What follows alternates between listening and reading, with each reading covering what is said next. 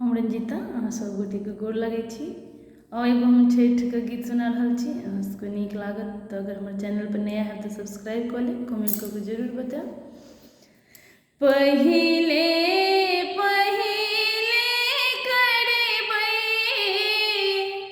छठिक पाबनि सुनो हे छठी मैया।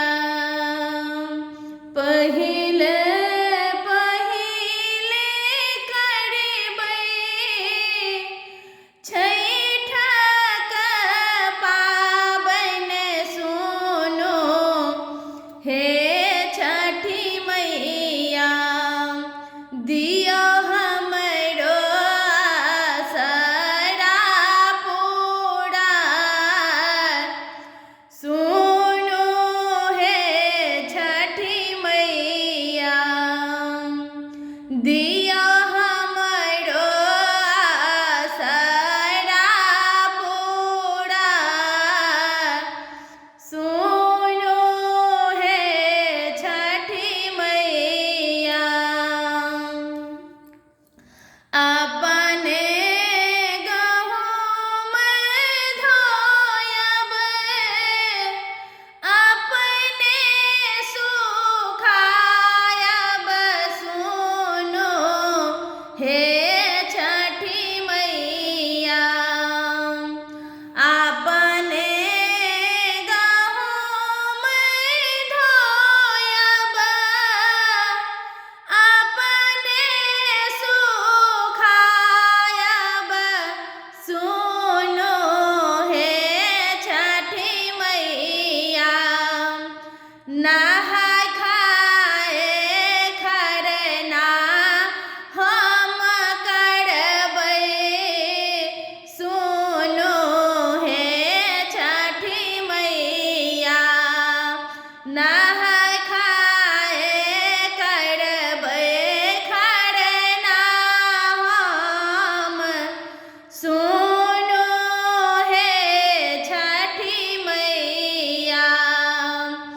दिया हमरो आसरा पूरा सुनो हे छठी मैया।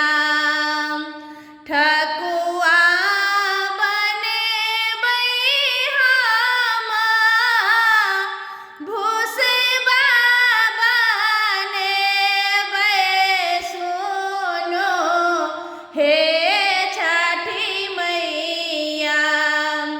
ठकुआ बनेबै हम भुसबा बनेबै सुनो हे छठी मैया।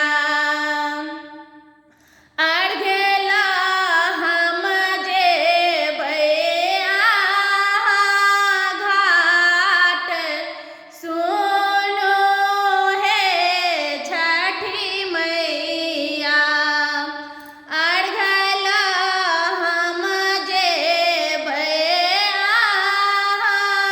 घाट सुनो हे छठी मैया।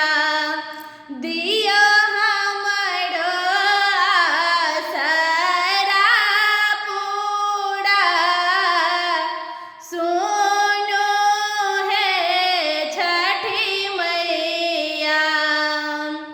कोसिया कुड़बार अनबै कुसियार सुनो हे छठी मैया। कोसी